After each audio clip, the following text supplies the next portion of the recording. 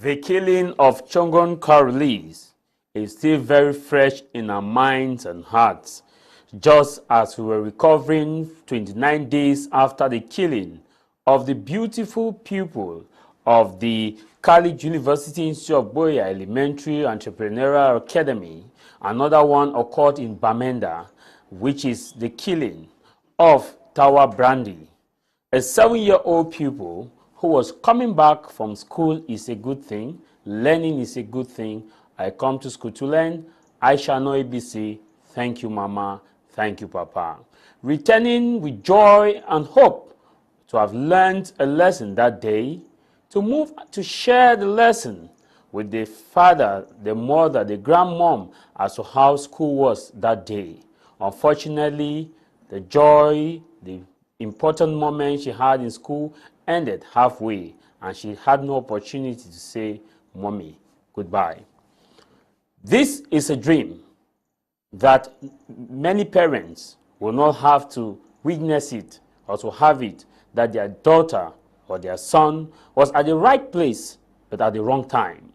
Many have been at the right place at the wrong time since the conflict started in 2016 and moved to a full-blown war in 2018, 2019, 2020. We keep counting our brothers and sisters caught by stray bullets, advertently or inadvertently, consciously or unconsciously. The question that we keep asking, how many more will have to die before we can now live in peace and harmony in the land of promise, land of glory, and deep enlightenment forevermore? A similar incident occurred in Boya earlier this week as 10 University of Boya students were injured in Lecture Hall 600, dubbed Amphi 600. This involved an explosion which the Vice Chancellor described as the use of an improvised explosive device, an IED. Yet, we keep counting. How many more will have to be injured before we can, as a people, live together? We condemned the move when we heard that an annex was to be opened of the University of Boya in Akonolinga. We came here and we condemned it and we said, no, it should not happen because our legacy of being the revered institution that promotes and ensures effective education, research, and innovation should not be moved to Akonolinga with fear that if an annex is open, just what happened in marketing board to marketing board, just what happened to other structures may soon happen there. We fought hard and we are still fighting that the university should be a place to be. However, explosive occurred in the Boya campus. Who could be responsible for this? Many hypothesis theory and people have come up with two theories. One, that it is the separatists, that the separatists wanted to show the Canadian High Commissioner that they are still very much in control of the Southwest region. Others say those who are advocating for the university annex to be created in Akonolinga are responsible because they want to give a reason why it should be open to Akonolinga. However, you and I, the innocent people, will only wait for an investigation to be carried out so that we can know who is responsible, and those responsible should be brought to book. Who truly is responsible for the for the incident in Boya? Is it the separatists or not? And what motive could they have? This is House of Commons. We meet Tah Mai Javis.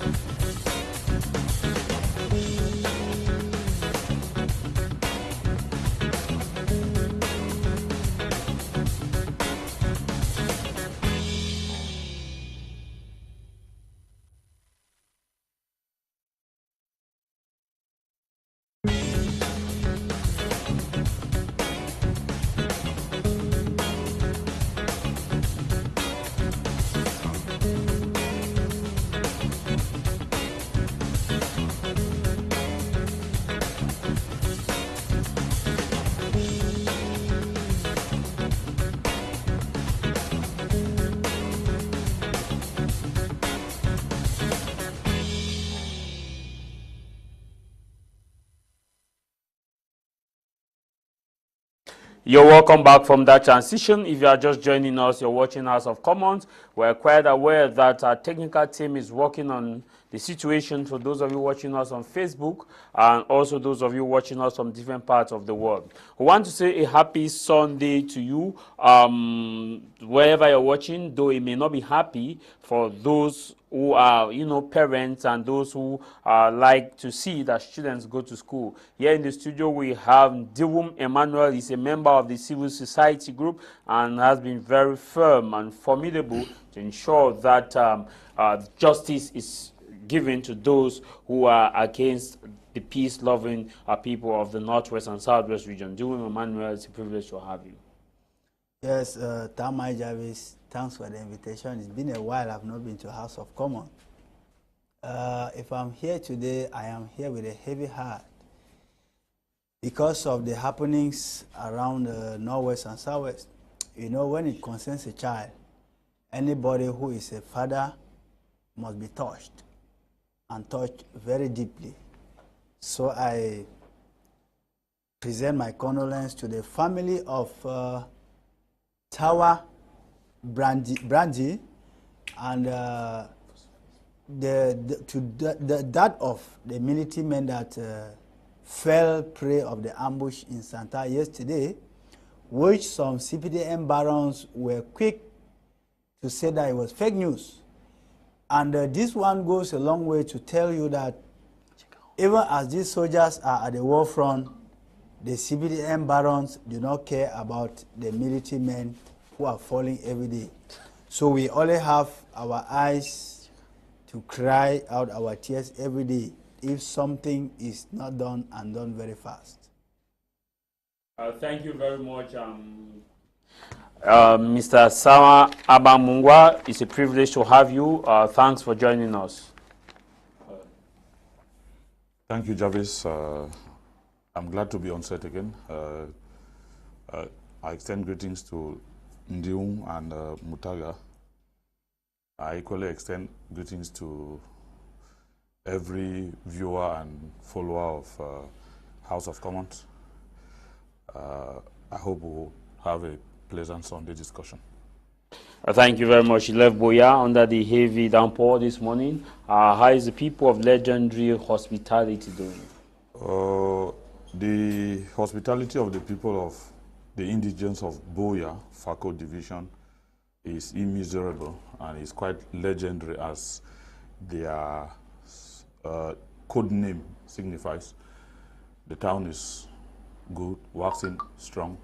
In spite of the heavy pour, I was able to sneak my way and be here. Thank you very much. Semutaga is joining us here after a long while. Semutaga, it's a privilege to have you. Thanks a lot, Mr. Tah Mai Javis, for inviting me. Permit me use this opportunity to greet my co-panel that we are sharing this platform again, Mr. Desmond Emmanuel and Mr. Sama. He's a founder of the platform Unamumu Don't Do. So accept the condolences of the Cameroon Renaissance movement that I'm representing here. The President-elect, Professor Maurice Kamto, was deeply touched with the recent happenings, especially the killings of an innocent child in Boya, and then the killing of an innocent girl again in Bamenda, and then the fallen soldiers too. This takes us to the African proverb that the one that wants to crack the palm kernel with his head will obviously not live to eat it. So the regime in place has been struggling to crack the palm kernel with the head, and the palm kernel is never cracked with the head. So we are so certain that this regime will fall definitely without the solution for the different problems of the Anglophone region having the solution. Thank you very much, gentlemen. We also had invited Senior Barrister Achu Julius. Unfortunately, he cannot make it on today's edition. Hopefully, he will make it next week for his match with Sama and Padilla Sanga. He just sent me a message that was early this morning that he has health issues, so he will not be here today. That's why you see the seat here is empty. Because of that, we will have to also apologize for not able to have Mr. Ngalin via Skype due to technical issues. I'll start with you, Mr. Ndimum Emmanuel. You got my editorial there. We are just now today is 31 days after Chongon Carolis was killed, and also after we said never again will this happen, we've witnessed it again. And the Cameroon police boss issued communique, first of its kind, spontaneous, to acknowledge that you know, it was done by an element under his control, and that the element has been arrested. Is this a change of face for proper accountability by Cameroon's Defense Ministry and police boss? No, Mr. Javis. There is a word you use there that I'm not very much at peace with it. When you say we said never again, it is wrong. We are at war.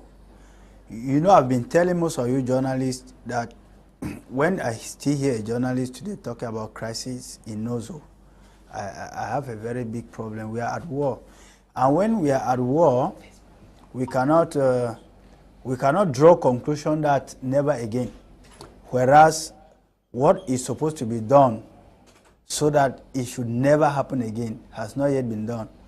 You will bear with me that this government is a government that does not hear even repetition. In pedagogy, they say repetition is the mother of pedagogy. And in real life, giving advice even to the children at home, you have to give it once, twice, third, and if the child fails to take it, at that time you can take off the cane. I think we have been talking and talking to this government, and this government has proven to be very stubborn.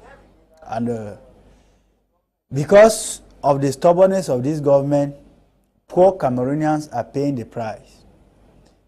When Mr. Biya declared war, of which some of his surrogates have maintained till date that he did not declare war, we are saying that you who declared the war, if it was possible for you to go back to the airport, summon that same courage that you summoned that day to declare war against those people you call terrorists, because the interpretation has been that he was declaring war against terrorists. And yes, we know that in Cameroon, terrorists are seated and well fitted in Yaoundé, and we know that. Those are the people who have been feeding fat, promoting this war, Tah Mai Javis. Those who are promoting the war in Northwest, to the point where we cannot say never again, they are well known and they are in Yaoundé. Those are the terrorists. Those who have decided that our children should not go to school and come back safely to tell us. You are calling them terrorists. These are people advocating for a better living in Cameroon. And these are people who have called for people to drop, those who pick up arms to drop it. And we who gave them the arms? We have been told that the regional assembly is in full gear.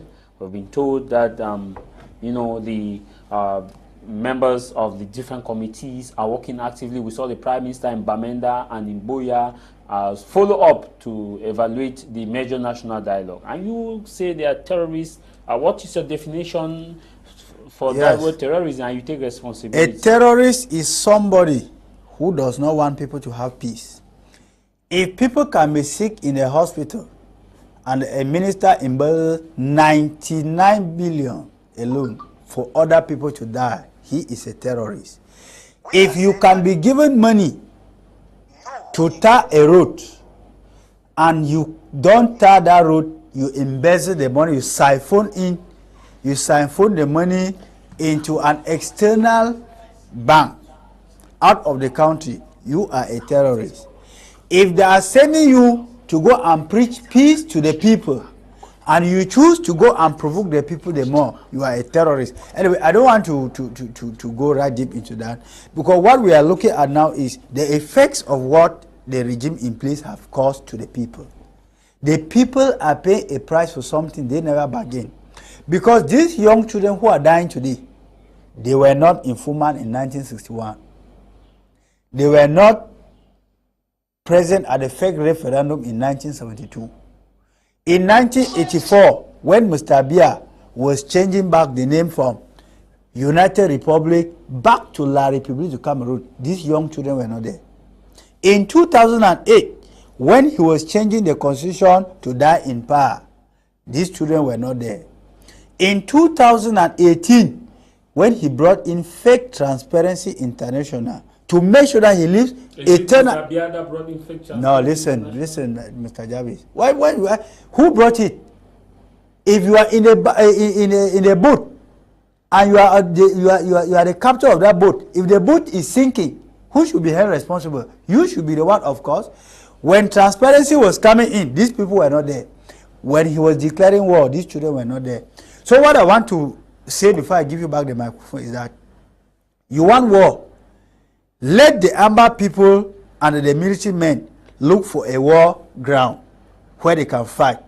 Let the children and the innocent population be left completely out of this. Because from what we have noticed so far, those who have been suffering the effects of this war the more are those who know nothing about all the things I've named to you. There are those whose family members have never even succeeded to enter the government. And so they have been comfortable working their farms, and they have been at peace with these activities around them. But then you carry a war to come and impose on them to be dying. It is regrettable. Thank you very much. I would have really loved Mr. Sama to take us, but because of the technical issues we have here in the studio, I'll continue with you, Mr. Sama. Mr. Sama, you are a teacher, a father, and someone who is very firm to ensure that education is promoted regardless of the circumstances. 39 days as you speak now, 31 days as you speak now, ago we had that of Chongon Carolis. You were in Boya when the people of Boya moved to the governor's office and to call for seizure of hostilities, especially within Cosmopolitan Town, and also the effective responsibility of men in uniform. Just as we said, never again, another one has occurred in Bamenda. When you got the news, what came to your mind, and were you satisfied with the way the situation in Bamenda was handled by forces, security forces, as opposed to that in Boya? Let me start, Jarvis, by saying I have never said never again, and because I'm a realist. It's the idealistic perspective that will say God forbid and back to sender and never again. As long as we're living in human body, we are mindful of the fact that, especially in a war situation, just truly with what Emmanuel has said, it will be foolhardiness and naivety on our part to think that the war is ongoing and the war is simply just beginning even, and you dream of a never again. We would see, I am sure it was on this platform, no, it was on a sister platform in Boya where I said this, and a man of God said, God forbid. And it is, I will not want to take glory from the fact that it has happened again and then remind him that, did I not tell you?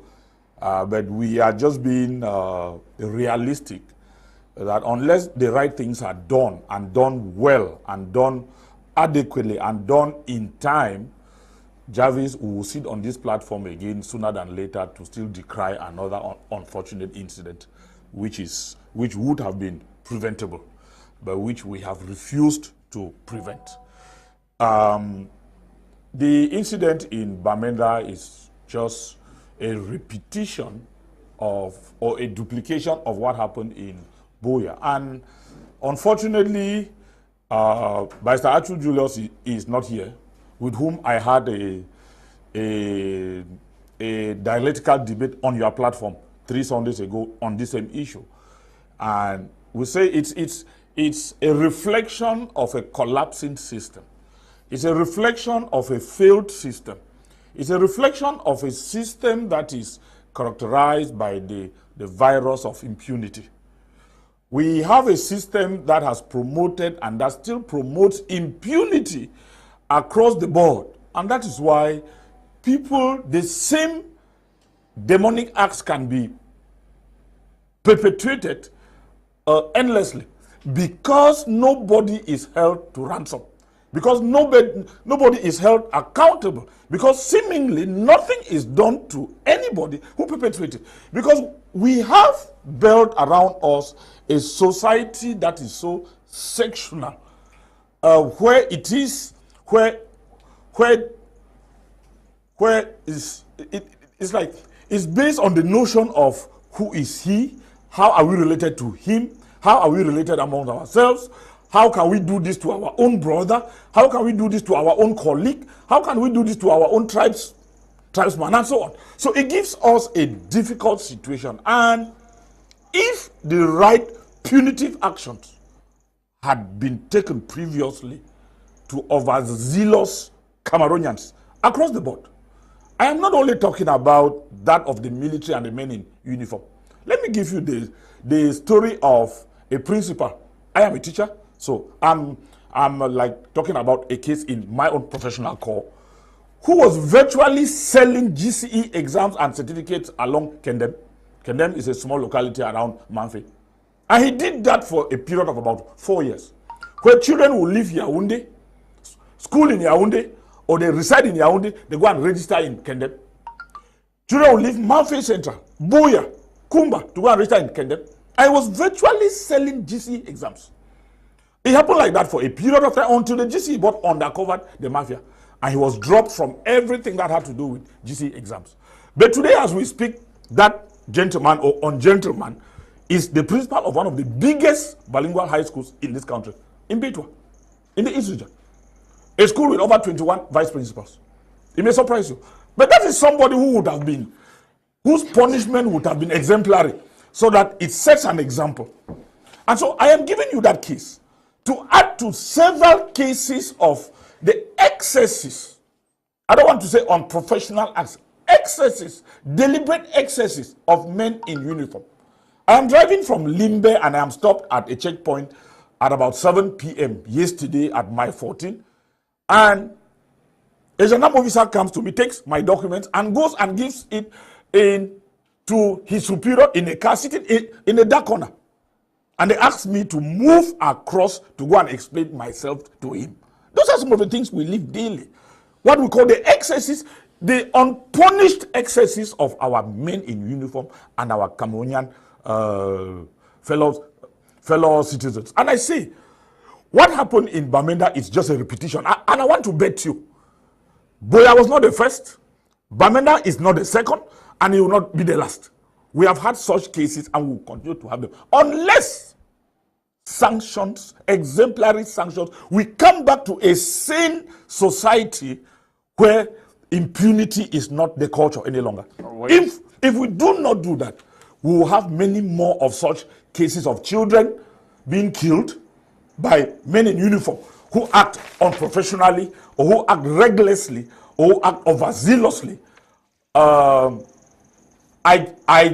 just want to think that when I told you people here about what happened in my village on the 18th of June 2018, where 12 members of the family were killed in a house, nobody has ever said anything about that. And that is just one of the excesses. I come from Tiben village in Batsibo subdivision, where 12 members, after a shootout between Amber and the military went to a house where civilians were taking refuge and shot 12 members of a family. And those are the things we live daily. The issue is that the Anglophone crisis or the Ambazonian crisis has just come to heighten the tension. But it is a culture that has been nursed and nurtured and undermined and neglected for so long.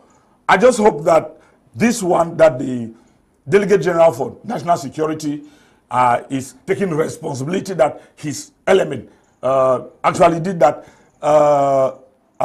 Serge Atonfak of MINDEF took responsibility of what happened in Boya.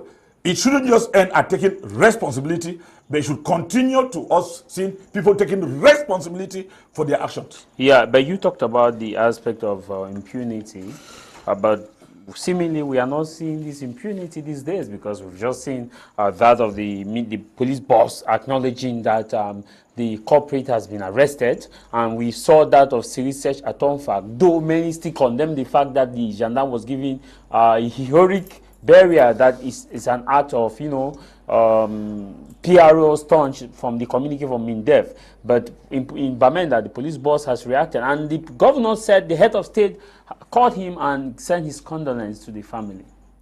That is what the governor said, and you have a right to believe him or not. The public has the right to believe him or not, but personally, I don't believe him, and I take responsibility.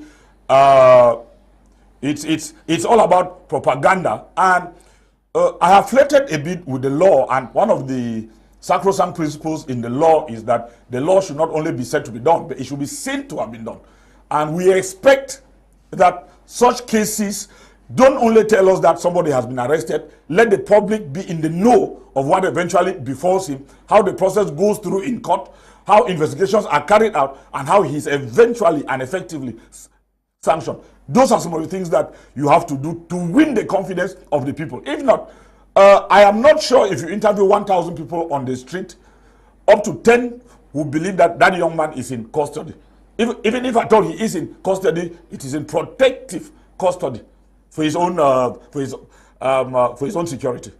You didn't answer the second part briefly before coming to Mutaga. The second part is for you, the way the situation was handled by security forces in Bamenda and in Boya. Was it well handled in Bamenda? Let me say that the Boya situation took them unawares. It took security forces and administrative officers unawares. And especially given that in the course of that melee, the gendarme officer was summarily executed through mob justice. We had situations where people commented that if they were in that young man's situation and in his position, they would have reacted in self-defense, even if they were to be eventually killed. And I'm sure that is why the response in Bamenda was different and more heavy-handed. We hear that the protesters and demonstrators had to be dispersed because some other civilian was killed in the process. I don't know whether it's true. Tear gas was thrown, but we didn't see that in Boya because there was already certainly some level of preparedness of riposte that in case it happens like this, we will not allow ourselves to be stoned to death like it happened to our colleague in Boya. We would certainly also save our own heads. So that you can understand why there was a little bit of heavy-handedness in Bamenda than it was the case in Boya. And again, you should also bear with me that Bamenda has that notoriety for being a more volatile environment than Boya.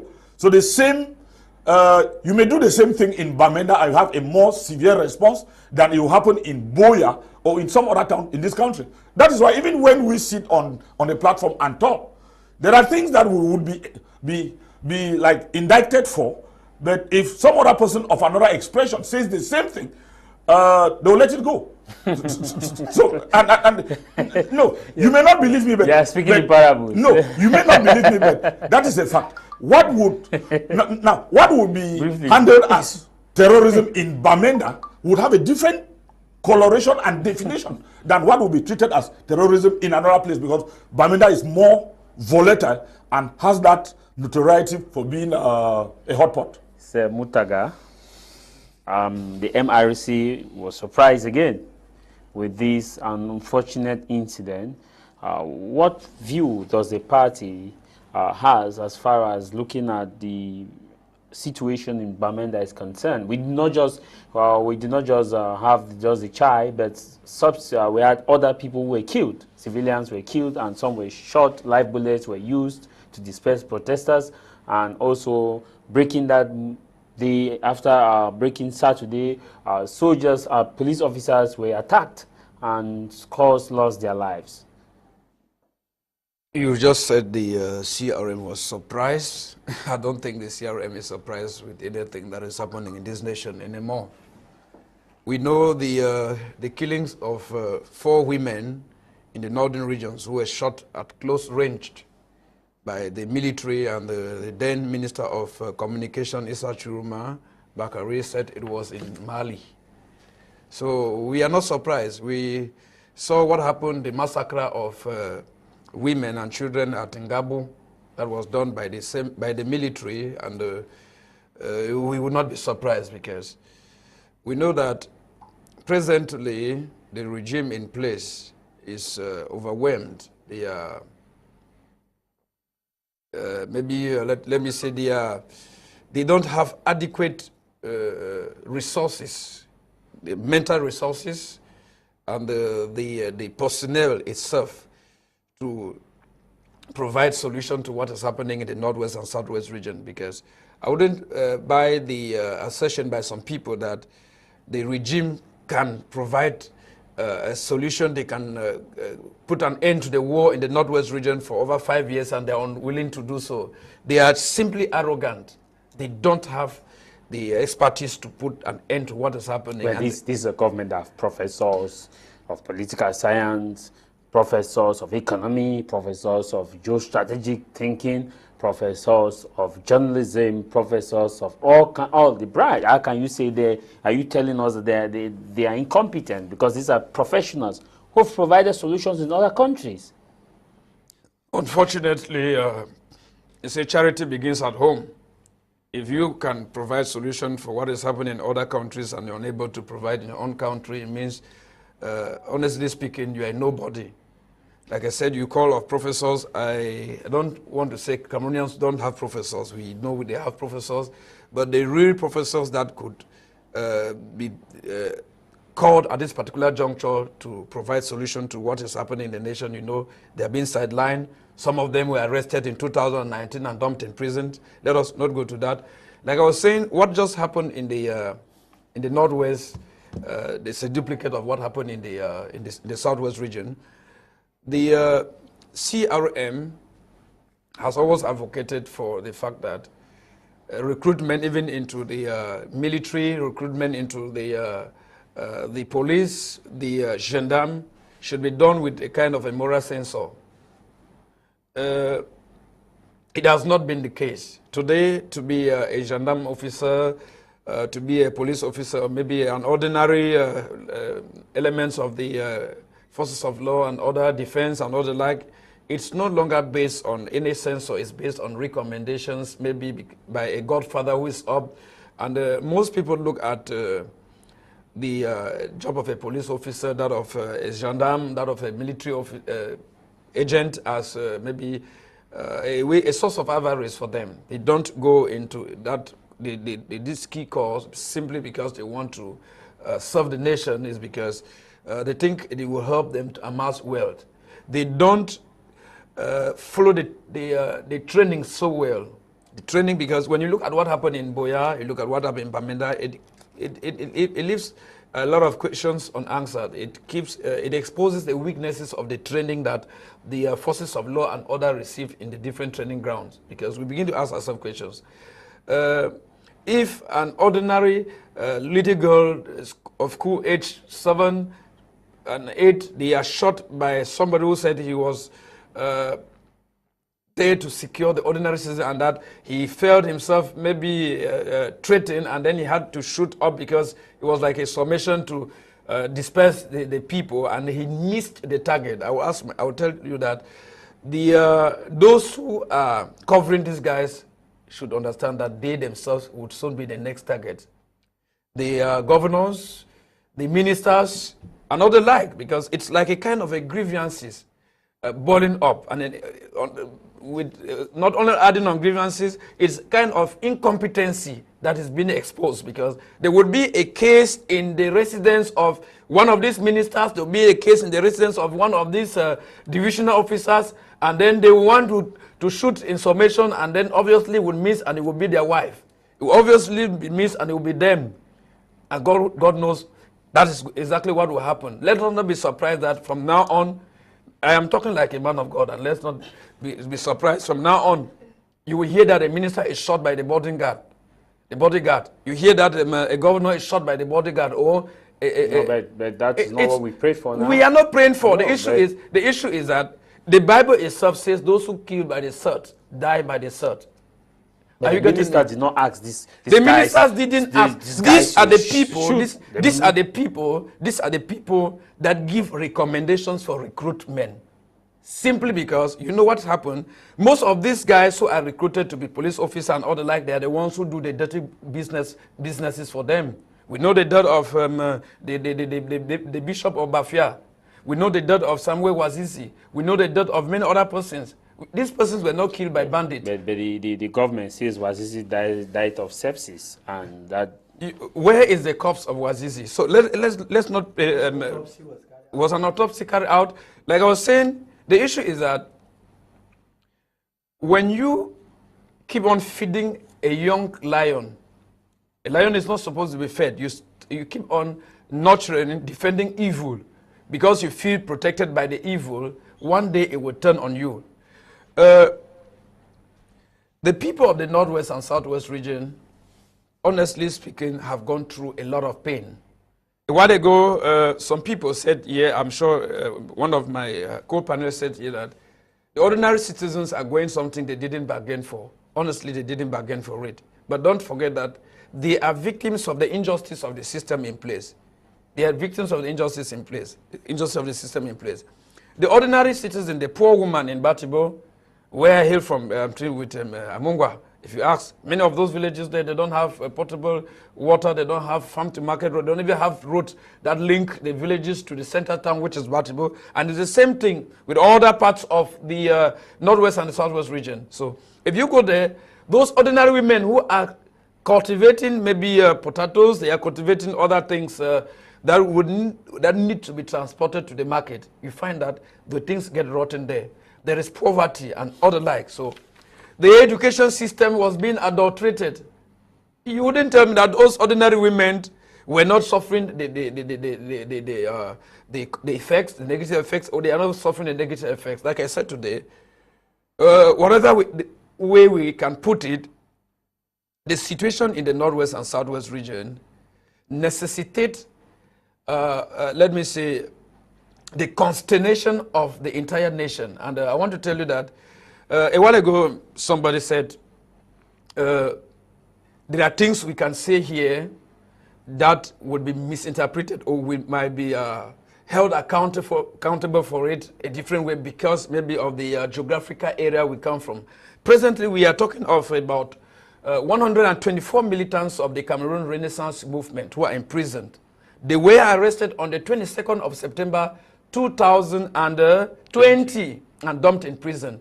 Not because they are from the Northwest and Southwest region, no, but because they are from a political party that stands to oppose to oppose some of the ills of the regime in place. So you find that this regime in place doesn't even care of the ethnic group, the tribe which you come from.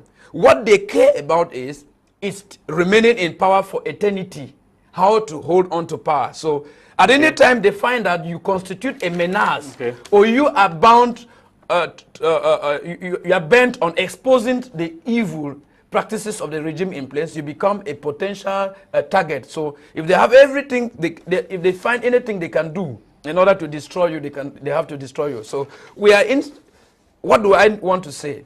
Cameroonians from all walks of life, 10 regions of Cameroon, they should understand that we have a monster that we've all nurtured. When Biya came up to power, people acclaimed, they rejoiced that he was maybe the Messiah that came up. He came up and put a monstrous system in place. That monstrous system is a system that is working against all the Cameroonians, irrespective of your cultural or your ethnic background. Thank you, Sir Mutaga.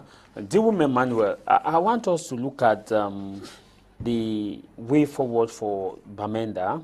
We witnessed that the Kumba incident, those who enjoined or carried out the act were sentenced to death. Now, Bamenda incident has occurred.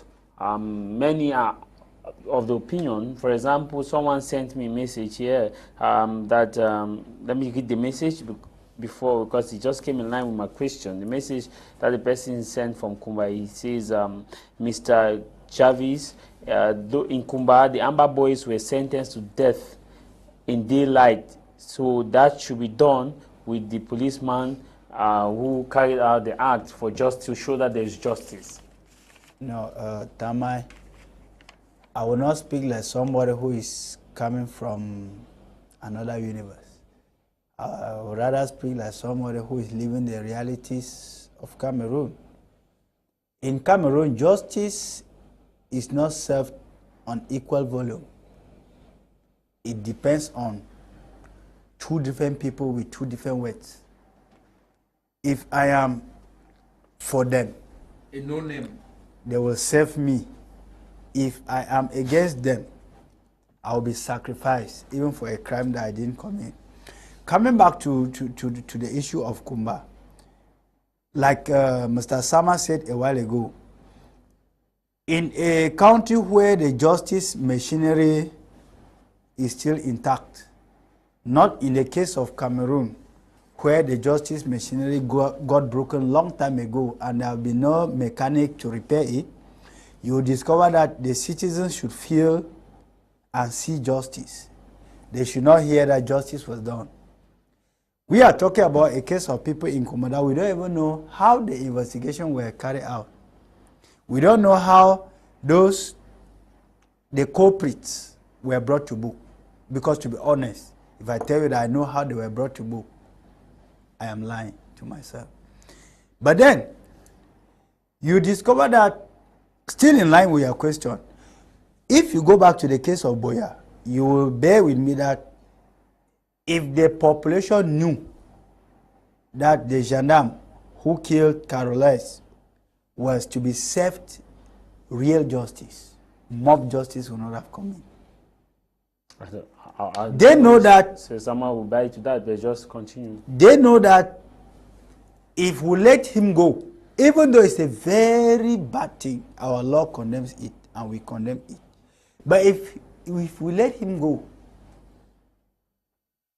he will either be promoted somewhere in a very safe zone to keep enjoying life, while the family of the deceased like child. The principal he just mentioned. Yes, like while the family, because in Cameroon we celebrate high criminals, we celebrate professional thieves, and then we punish those who are low-key criminals.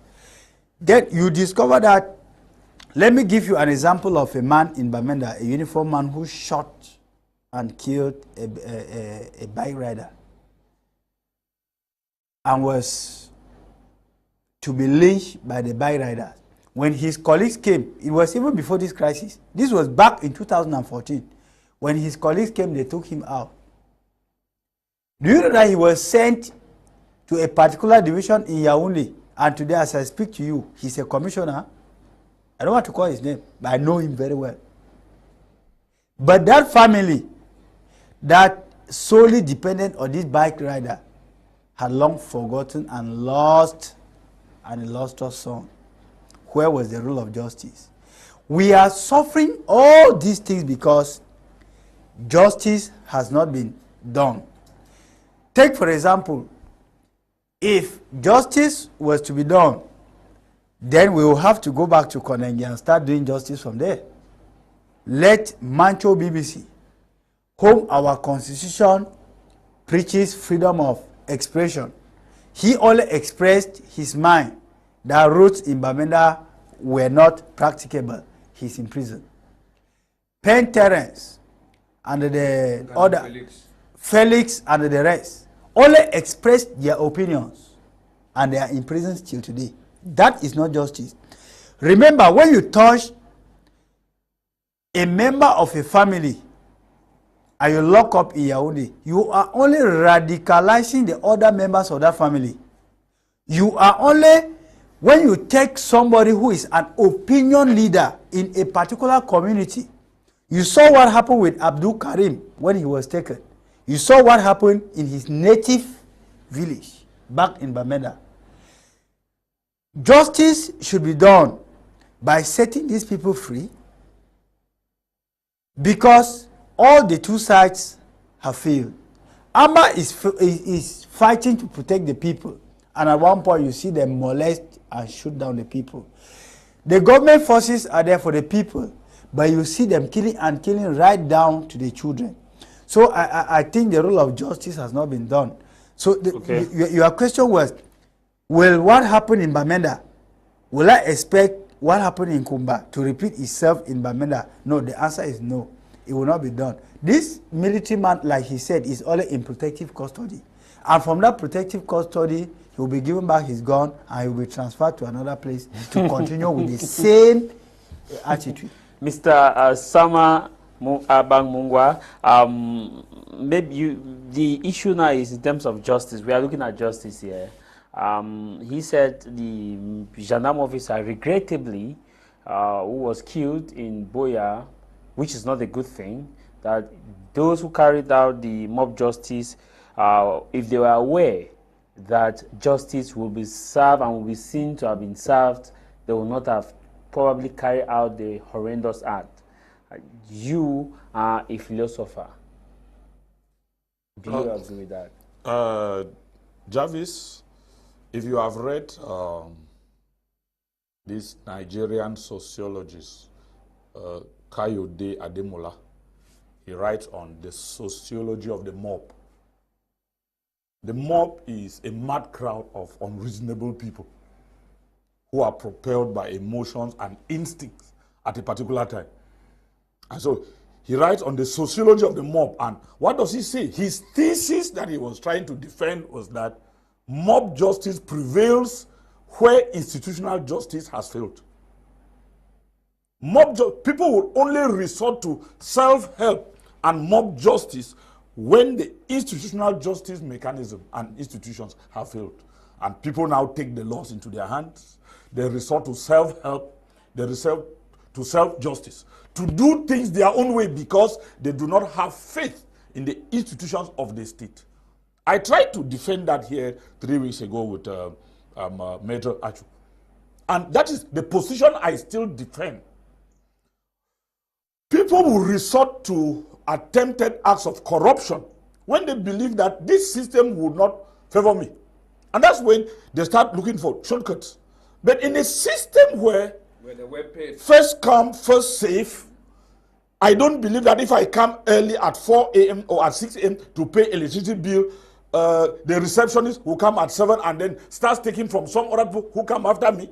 If I know that if I stand on the queue, I'll be served accordingly, I'll follow the queue. And that is the Anglo-Saxon tradition, which unfortunately has been adulterated. And that's why I say, and I still defend it, Ademola is very right. Mob justice, why would people catch a thief and burn that thief to death? Because they know that if you hand that young man to the police, the next day that young man comes out and is a greater threat to you. And that is what people now say, okay. Now, if you even look at the sociology behind this economic activity of Njangi, why do Njangis thrive? Because the institutional banking systems have failed people. And so people resort to saving their monies informally through Njangis. So when the institutional mechanisms of the bigger society fail, I'm not talking philosophy now, it's pure sociology. That's why people now resort to the informal options. And the same with the mob. When those who are in charge of delivering justice, unadulterated justice, fail in their duty or have been seen over decades to have failed, that's when people now say, okay, let us do it our own way and damn the consequences, which is what we would not appreciate in a sane society. But in a K-legged society like the one in which we live, where a state that moves on its head. But this is a state. A state that the Minister of Territorial Administration, Paul Tanganji, said Cameroon is a state of law. Call another name, sir. No, the Minister of Territorial Can you use Administration, another authority? Paul Atanga, Can you says use? Cameroon Can you is a use? state of law. Can you use another authority, sir? No. I'll urge you. I'll urge you to use another authority, sir. Oh, the government says that the state is a state of law. That the law is a law. I have nothing against it. Even the governor of the Southwest region. I have nothing against him, sir. So, but let us be more serious here, sir. With due respect. I am saying. But the notion, are you refusing the fact that Cameroon is not a state of law? Am I accepting the fact or am I refusing Are you the fact? refusing the fact that Cameroon is not a state of law? Because ministers have said... I am accepting the fact that Cameroon is a lawless state. Okay. And we can demonstrate and you take that. Responsibility. And I do, and I always do no, so. No, it's exercising lawlessness. Not that it's a lawless state. It's exercising lawlessness. I think we should put it rather like that. My lexicon there is a bit faulty, since you are the prophet of the language here. No, I said we should better say Cameroon is exercising lawlessness, not that Cameroon is a lawless state. But I am saying that the lawlessness in the country is overwhelming. Yeah. And that lawlessness is what has given room to impunity.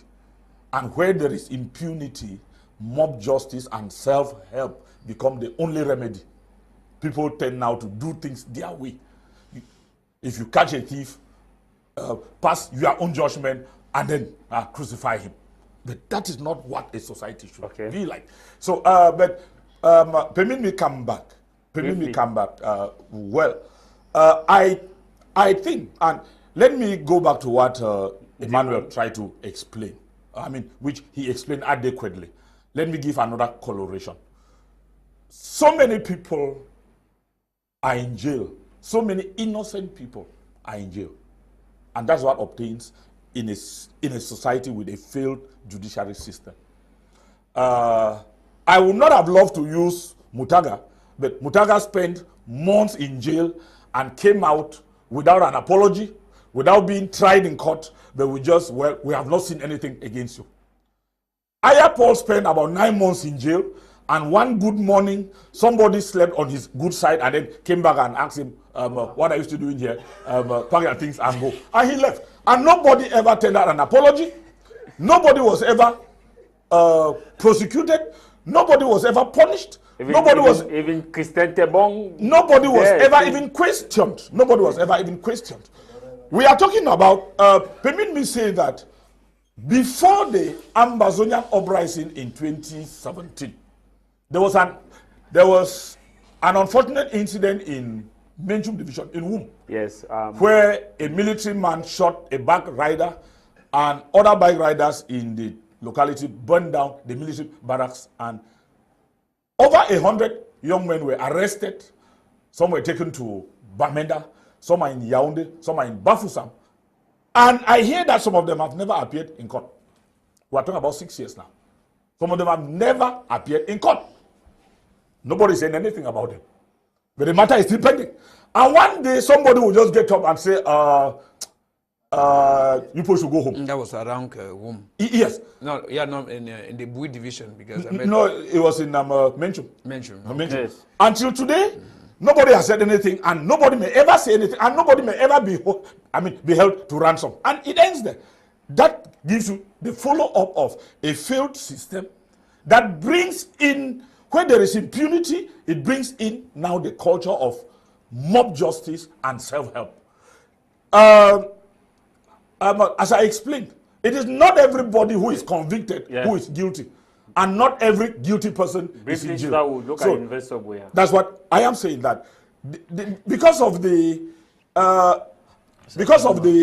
insufficiencies, of our justice and judicial system and the administrative system itself, that does selective punishment, we may have such situations, and the reaction, the response of the people may not be the same. Don't forget that we are just coming back from the organization of restructuring of the basic organs of a particular political party. We'll come back to you. And we are conversant with the events that happen across the country, especially in the other side of the country. We'll be coming back to you. Mutaga, briefly on this, I'll start with you again on the second topic, briefly on this same topic, so that I'll move to University of Boya. Where should justice be? Do you believe that justice should be given to the military, the family will receive justice, the family of Tower Brandy, and also the family of those that were shot, because some other men, unarmed civilians, were shot. Some are in the hospital, and at least we were told that 2 died in the process. The first thing is whether justice is rendered by the arrest of the, maybe by prosecuting the police officer who killed the young girl, and maybe reparations done to the families who lost their daughter and those who were there. It can never bring back the life of the innocent who died. The first kind of justice which I expect to be done in this nation is that of letting the people always say their mind out without being brutalized. Because if it wasn't the case in 2016, we would not have reached this particular juncture where we are there, that we are like at a crossroad, honestly at a crossroad. So the government of Cameroon shouldn't only limit itself to mere, let me say, slogans that Cameroon is a state where there is freedom of speech. Yeah, state of law. Where there is freedom of speech, I wouldn't want to say a state of law, because the laws are existing. But once they are not applied, we can say it's a lawless state, like he said. We might buy it. But like I said, we shouldn't limit ourselves to only mere slogans. So the very first thing to be done in this nation is that we should start respecting the life of the ordinary citizens. Because you find today, we hear the no name. This person is a no name. He just spoke of about 12 who were killed in his village in Tiben, because if they were the children of maybe a subdivisional officer or one of those barons of the regime in place, it would have been used in all the newspapers. So ordinary citizens too should begin should awaken their consciences, because the killings in our nation sometimes are leaving a lot of people indifferent. They think it's happening in the northwest region, it's happening in the littoral region, it's happening in the northern regions, it shall never come. Let's start valorizing the life of every citizen. That's the first thing. Let's begin to practice love. Because if we Cameroonians cannot practice love among ourselves, you find that intrinsically there is bound to be that bias, and that bias will filter right into the system in place.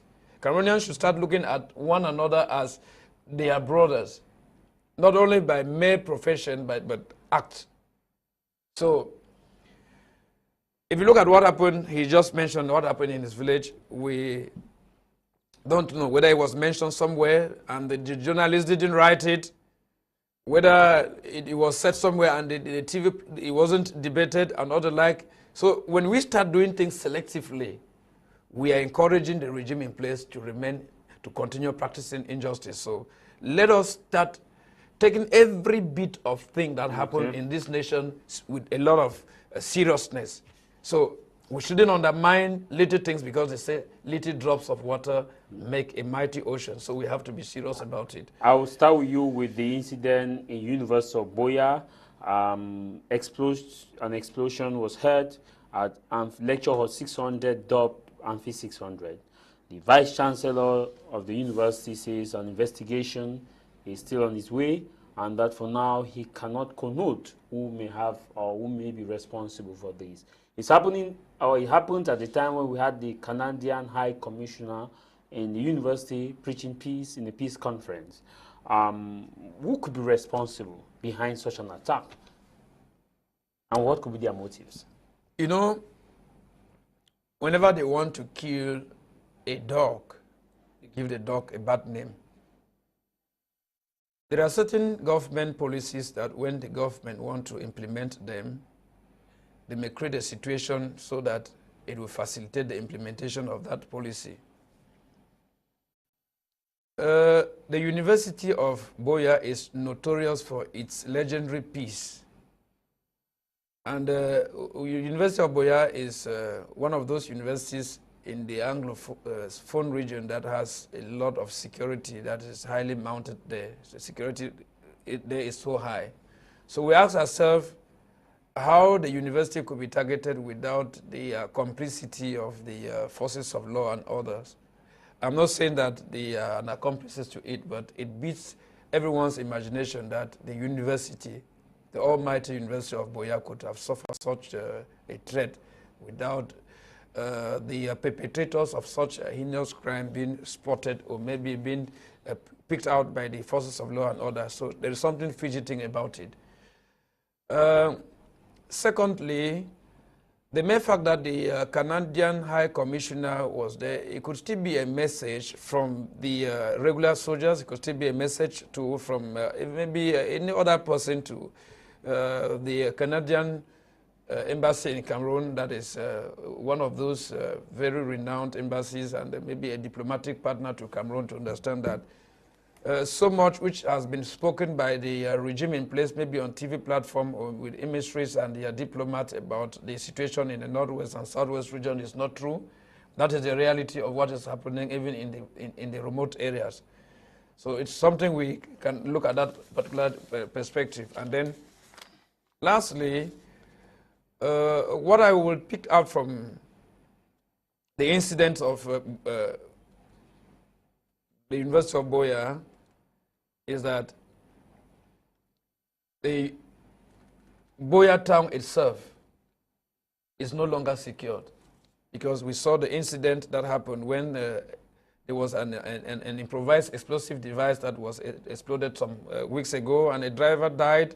That's the third explosion in 3 weeks. The third explosion, and it comes now to challenge the governor of the southwest region that used to be very vocal. We know exactly what Okala Bilai used to say about the southwest region, especially Buea itself. We begin to ask ourselves whether the governor of the southwest region has relented his effort in collaborating with the other actors that are supposed to maintain peace. So the MEF meet that Buea used to be a very calm town is been almost, let me say, demystified.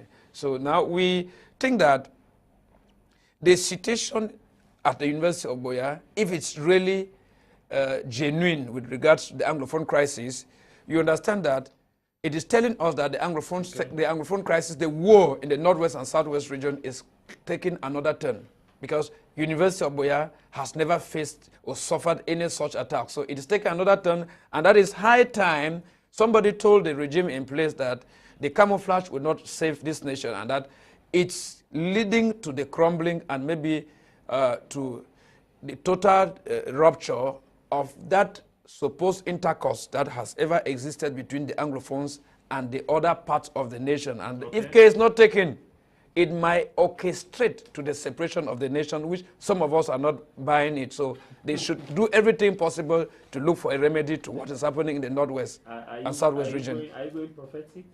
I am not going prophetic, but you know, sometimes those of us who happen to be around the palace and have maybe spent some time with those who matter in this nation, our words at times must always be taken with a lot of seriousness. Mr. Sama Abangungwa, the incident in the University of Buea has taken so many people to ask questions that perhaps it could be carried out by those who are stating that Akonolinga should be opened and an next should be opened in Akonolinga. And some are saying that no, it is the separatists who have carried out the attack to show that they are very much in control of Buea at the time when the Canadian High Commissioner was in Buea. A lot of myth, but you are coming from Buea. I'm sure you must have had opportunity to talk to some of the people who were on campus to find out what may have occurred or so far. What do you know as far as that incident is concerned? Because you are coming from Buea. Javis, I have a lot to say.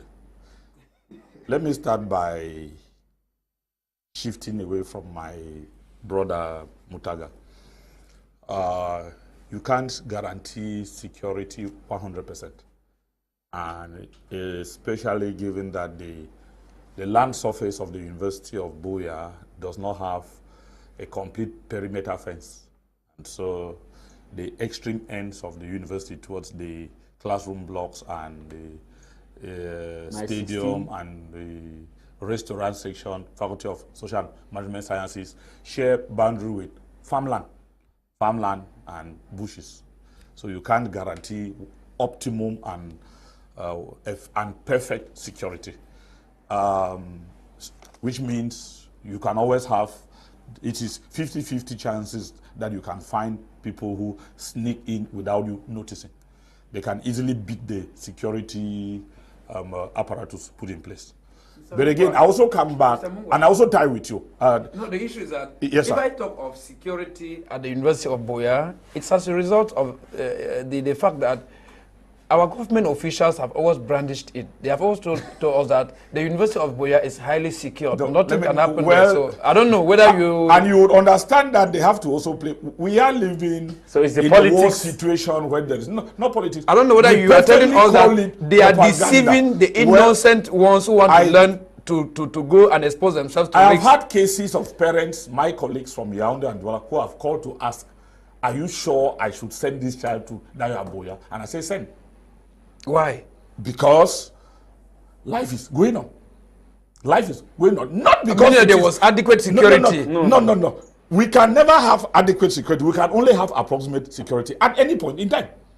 Even in places that are not in a state of even war. in US, we see how so that's why I say killings. I have had to encourage parents, send the child to school.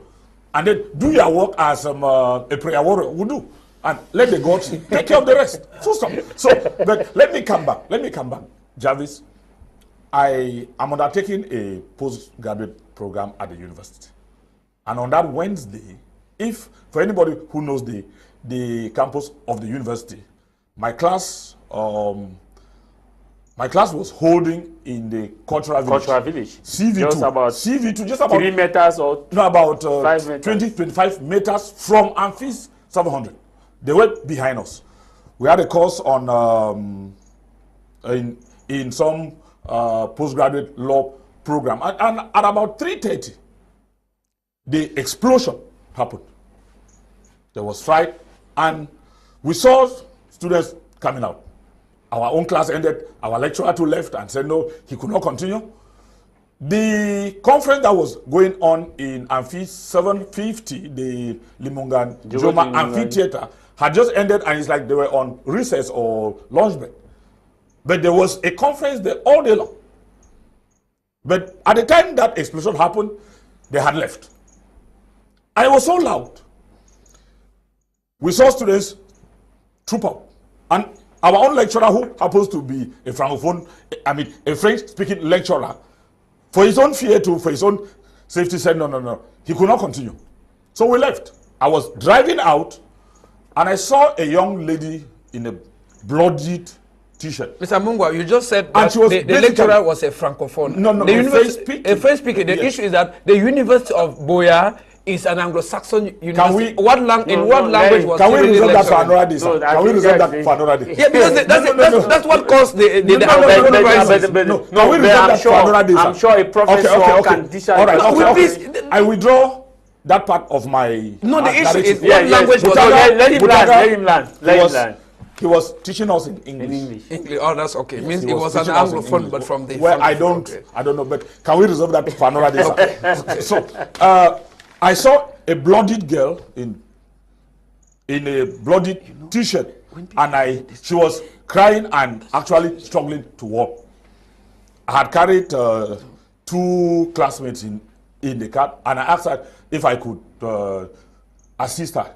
She entered the car, and just as I was waiting for her to shut the door, on my own driver's side, I saw a young lady slump. She collapsed out of fright, trauma. I asked that they should put her inside again. At the back seat, they put her, and then a 4th person entered behind to assist her. As I was driving out, that young child who slumped regained consciousness, but she was hysterical. She was shouting, "Open the door, I want to go home, they are coming again, no, they are coming again, open the door." I drove and successfully dropped the first girl in blood at my 17. She was going to Munya. And she was virtually crying that this is the blood of my friend who was sitting next to me. Who died? No, I don't know whether she died, but who was severely injured. Yes. She was actually crying that this is my friend's blood on my body. I dropped her at my. She was more mature and she could like trace her way to Munya. And the other younger one was actually hysterical. She could not sit on her own. She was crying. Thank God she could tell us that she lives at my 14. I had to drive to my 14. Got a bike. She could not sit on the bike. Put her on the bike, and the friend accompanied her to the house. I don't know whatever finally happened. But I came back, and it was story in town. There was an explosion, and the VC gave a press statement. How an explosive was dropped from the roof. That one, I don't know how it penetrated the roof and the ceiling. Maybe through an helicopter. But again, he said it was dropped. But what we know, as I lifted, because I was in CV4, Cultural Village 4, was that there was an explosion. There was an explosion, a loud explosion, which affected children. Okay. Now, what do I take from all of that? Javis, the following day, Thursday, there was full lesson, or there were full lectures in that same hall, as if nothing happened. Classes continued in that same hall, as if nothing happened. Nothing. Was the roof shattered? Well, I don't know. But what I want to say is that I went back to the university campus the following day, and there was business in that same hall, as usual. What are the lessons I take from this? We are living in an age of propaganda. So many untruths are told. So many half-truths are told. So many mixed and diluted truths are told. And it is for us to be able to be selective in what we take, what we believe in, and what we act on. The question you asked Mutaga, who would have been responsible? I would want to answer that question not better than he did, but in my own way, by asking you another question. Akib Profit Lokrim, who benefits from the war in the Northwest and the Southwest? And if you are able to answer that question, and if you are able to factor that into the analysis, to understand that so many people, yes, so many people are tapping in, are benefiting from this, then you would now be able to understand why he said that it is difficult for us to be sure of who is responsible. Akib Profit, sir, who benefits from what has happened. Do not be ignorant or negligent of the fact that last week or so there was a retreat of Anglo-Saxon or Anglophone mouthpieces in Canada. Was it just coincidence that the visit of the Canadian High Commissioner and there's an explosion? Was it not to send a message that, contrary to what is being told, we are still in a war zone? Take this as an evidence to tell your people? It could have been that. Could it also not have been those who say there should be no school? Could it not also be those who want to refute the government's claim that life has returned to normal, to show that we are still in control? Could it not also have been those who don't want this war to end because they are benefiting from it? So you would find that. And those who want Akonolinga too. That's the question. That is what why is I'm not finished. No, you know, he has not finished. I'm not finished. And again, I have not made that Akonolinga thing my stock in trade. I am still trying to understand it. But again, I have simply asked a general question, and it's for you to factor in. Akib Profit Sekrim. If you answer that, and then you'll be able now to bring in answers as to who might have been responsible. Okay. Thank you, Mr. Mungwa. Truly, you had a lot, and I'm sorry for cutting you. I'm sure you have one more round to that because we have about 10 minutes or so, or 15 minutes or so. Emmanuel, who could have been responsible for this? Some are saying that the separatists who don't want CBN to succeed are responsible. Some are saying the separatists who don't want school to succeed are responsible. Some are saying that it is those who want to give the favor that Akonolinga and next should be created on University of Boya, are behind it. And we are in total confusion. What have you gathered so far? Well, who profits from a crime is he who promotes the crime. And who promotes crime in Cameroon is something that can go to somebody's head. So, you know, who promotes crime in Cameroon comes from the highest authority. But to stay in the context of what happened in the University of Boya, you know, every rumor in Cameroon ends up as a reality. When we heard of the issue of University of Boya creating an annex at Akonolinga, tongues were swagging from east to west, north to south.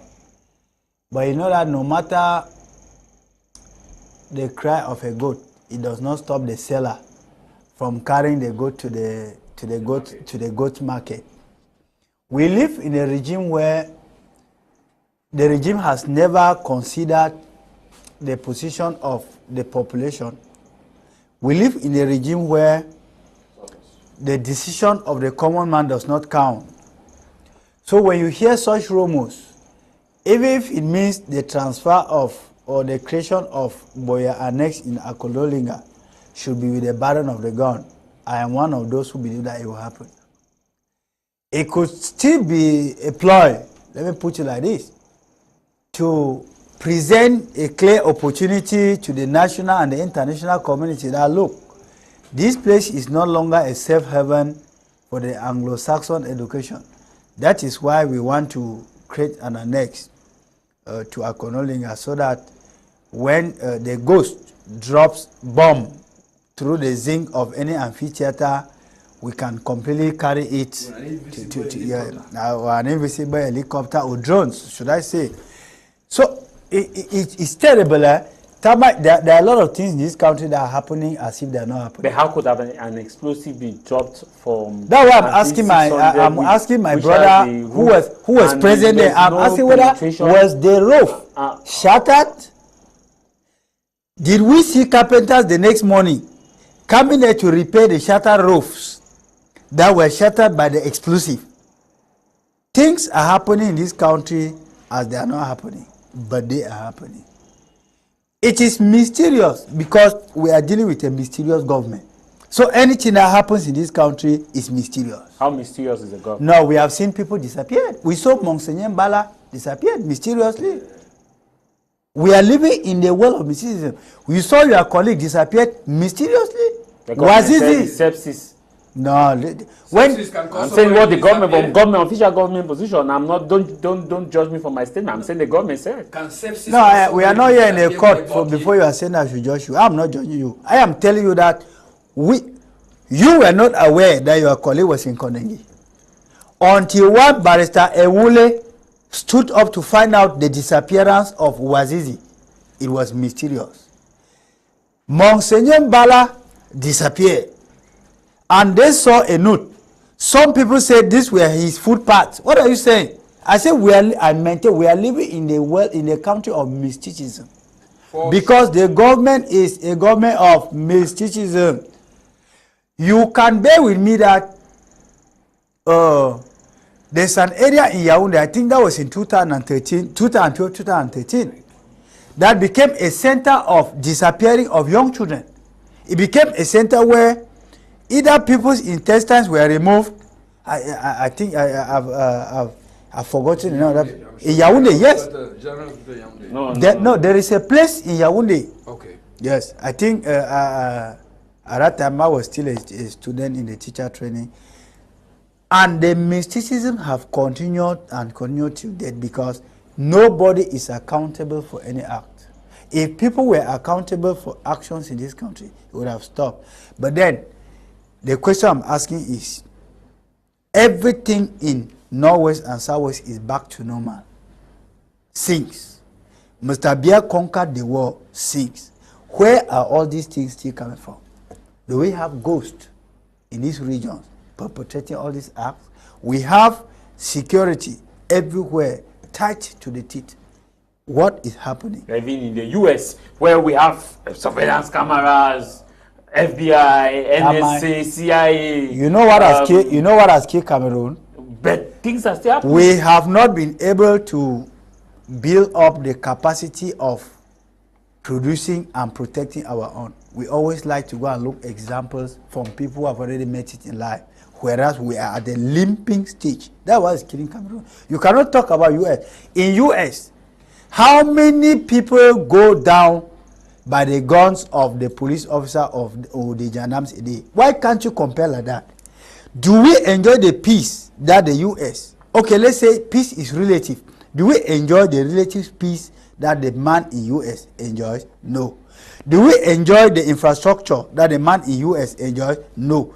Do we enjoy the educational system and the produce that is enjoyed? No. Let's come back home. Let's talk about the realities that we are living. Sisters program here, I think what was 90 Minutes Africa, when Professor Evans Ngolengole said Cameroon is one of the best nations that we have in the world with state-of-the-art infrastructure. No, but Ngolengole has the right to his opinion. And I am happy because I was part of that panel. And I asked him to tell me whether the road in Tombel, I've been to Etam 1, Etam 2, and Ngusi, and Tombel, where he's come from, and he cannot go back there. I asked him, is there a road in his village? No. Those are the kind of things that have killed Cameroon. Let's concentrate on building our own and not only going to take examples from space where we are far from reaching there. Okay. Semutaga, you were agitating when Mr. Sama was talking there. Maybe you want to react? No, I just wanted to... I was pleading with Mr. Mungwa to be a little bit explicit. You know, he was speaking in parables, and when you are talking in parable to the public at times, maybe there are some people who might not be able to hear the parables. But finally, he spoke in a clear language. Let me just add something to what Mr. Dium was saying, and with regards to Cameroon. You know, we have the impression that once you integrate the regime in place, your planet changes. Because it looks like the planet where the ministers, the planet where the state agents and all the like are living is a different planet. So immediately as you have maybe you integrate the CPDM, and then you are lifted up to the rank of a minister or lifted up to the rank of a rector and all the like, your planet changes. You start living maybe in Jupiter, or you may be living in Venus, Uranus, and you can name any other planet, and then obviously the things that are happening in Cameroon would never catch your attention, and it leaves you from reality now to the imaginary, and then it becomes clear that immediately somebody receives a ministerial appointment or serves the regime in place, you become deformed. So what is killing our nation is the fact that people who are supposed to speak the minds of the ordinary citizens and fight for the amelioration of their living condition become more contented when their own living conditions are bettered up. And then you will hear the regime in place tells you that in your place, Batibo, you have a minister, you can call the names of the ministers, they tell you in the south region there is a minister and all the like. The money they disburse most often or vote at the National Assembly for these same ministers to monitor the construction of major road infrastructures, hospital and all the like. You know where they construct their own? They construct those roads in their stomach. The money is, the roads, the hospitals are built in their stomach. And some of them are built in hotel rooms in Europe, where they go there, they take flight there. And who is the person that teach them such things? They tell that when you remove a fish from the river and you drop on land, okay, for the fish to get rotten, it starts from the head. You know how much millions of francs CFA the President of the Republic himself spends when he goes out to Europe, maybe for a visit. The number of persons who accompany him. I'll tell you that the President of the Republic of Cameroon is one of those presidents in Africa that when he is traveling out, the number of Cameroonians from the regime in place that accompany is thrice. Okay. That of let me say an economically vibrant African nation like Nigeria and South Africa, and yet they will tell you that there is no money in this nation, or that things are moving well, whereas you find that what they are supposed to use to make Cameroon a better country, like those they envy, they are the ones killing it. There are no hospitals, And they expect the common Cameroonian to receive treatment at home, but they go out. So there is what they call the golden rule. The golden rule is that do unto others what you want others to do unto you. Thank you. Mr. Sama, people are kind of confused to ask where the explosive came from. You and Boya, as you articulated, was there an helicopter that dropped the explosive on the zinc or the roof that penetrated the ceiling and penetrated, or what could you went to school business? There was business as usual. Let me say that I don't remember getting an helicopter, but that doesn't take away the truth in the narrative that there was an explosion. What I found a bit worrisome was the explanation of the Vice Chancellor that it was dropped from the roof. If he had said it was dropped from the ceiling or from the upper staircase of the amphitheater, it would be understood that somebody hid himself there. And when the lecture was in session, it was an accounting course. When it was in session, the person dropped it maybe from the roof, from the ceiling. That would have been okay. But maybe but that nuance of a mix-up between the difference between a roof and a ceiling doesn't take away the veracity of the story. That there was an explosion. That there was an explosion in that hall, and it injured about 11 or 12 students.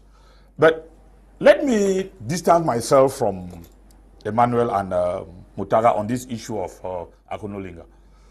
I think what we should bother ourselves with very much is, what does the creation of Akonolinga take from UB? Does the creation of an annex in Akonolinga, does it mitigate, does it kill down the reputation of UB as UB? Or does it take away UB to Akonolinga? No. That's why, to me, create Akonolinga, create Mfu, create Ayos, create. But as long as you instead taking the evil that you import into UB away to those other places, I'm more comfortable. Create. So that those who would have brought us trouble into UB are kept in their own backyards, and they foment their trouble there. Let me tell you that I was one of those who vehemently criticized the decision of the Minister of Higher Education when he started posting purely French-speaking lecturers into UB. And that is one of the reasons why there was an uprising in 2016. And that's why before 2016, UPSU was very vibrant, because they were faced with lecturers who couldn't teach English or French, were teaching in some other foreign language, because they were just, and the infamous Family Nongo insisted that they are Cameroonians and they can teach anywhere. And that is what has happened even in my ministry before 2016, where the consortium and teachers trade unions stood up and said, no, you cannot take purely French-speaking teachers and send to Anglo-Saxon schools. So if you want to create the annexes and keep those teachers who have refused to speak, to learn, and to teach in English, and you keep them there, even as you be annexed, I don't have a worry. Okay. Let me come in now. Briefly, let's take on this excerpt of the Vice Chancellor. Okay, very briefly. No, let's just take, we'll come back, you conclude. Okay. Today we're having a conference of peace building. The conference started at about 11 and ended at around 3. At 3:30, when we were in the reception place, at the restaurant of the university, we had information to the effect that some students were injured and were being conveyed to the hospital. So upon further inquiry, we were informed that an explosive device, an improvised explosive device, was thrown on the roof of lecture hall 600 and 600, and on reaching the ground, around mid-air, reaching the ground, it exploded and released shrapnel. You heard it was thrown, and upon reaching the ground. So it was thrown from the roof. Yes. An invisible helicopter. I can't say more about that. But again, I think the point I was trying to make, and which I want to pass through, is the response of the student community in UB less than 24 hours after that incident. That is what I call the audacity of resilience. That people say, we have had enough, and in spite of the threats we face, we will not give up on our quest for education. If you lived in Buea, on Monday last week when the taxi driver was killed in an explosion, by 6:30 and the whole day, there was timid taxi movement in Buea as usual. Bear with me that it happened at about 5:30, and in Buea on Mondays, ghost towns is timidly respected. And it wasn't very different from other Mondays. Okay. Other taxi drivers were still plying the same road, and even some quarter roads as usual. And I think that should also send a message to those who are fighting. People have developed coping strategies and resistant strategies that, in as much as we are concerned with why you are fighting, but we are also concerned with the methods you adopt.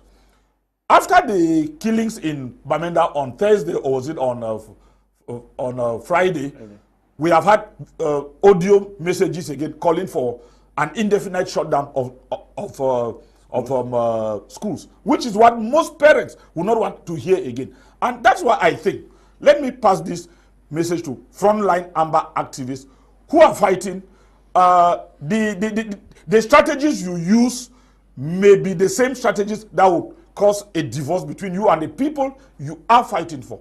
Calling for a no school again at this time when parents have invested and they think they have lost so much, calling for a boycott of schools again indefinitely at this time, maybe one other measure too much that may backfire against you. People, again, as I said, the parents and students and sponsors and taxi drivers in Buea and in the Northwest and Southwest have developed, again, what I said, the audacity of resilience to come back in spite of the adverse conditions. But I think government should not and should stop using the back to school campaign as a return to normalcy. There is still work to be done, and they should do the right things, even though we are asking for schools to resume effectively. We are out of time, and of course we want to thank all those who took our time to participate on this program. Our YouTube channel is BT Media Group, Facebook My Media Prime, and also we have created a new Facebook account which is BT Media Group, Facebook BT Media Group, where some programs will be streamed live. And no matter the matter, what matter is your matter. No matter the matter, what matters is your matter. And what should matter for you this day is that stand together for what you believe, work for what must be done, and love each other in all that you do, because we are all one. My name is Tah Mai Javis from Cameroon's economic capital, Douala, Fengu Jong, Bange Koto Bonamusadi. Bye-bye.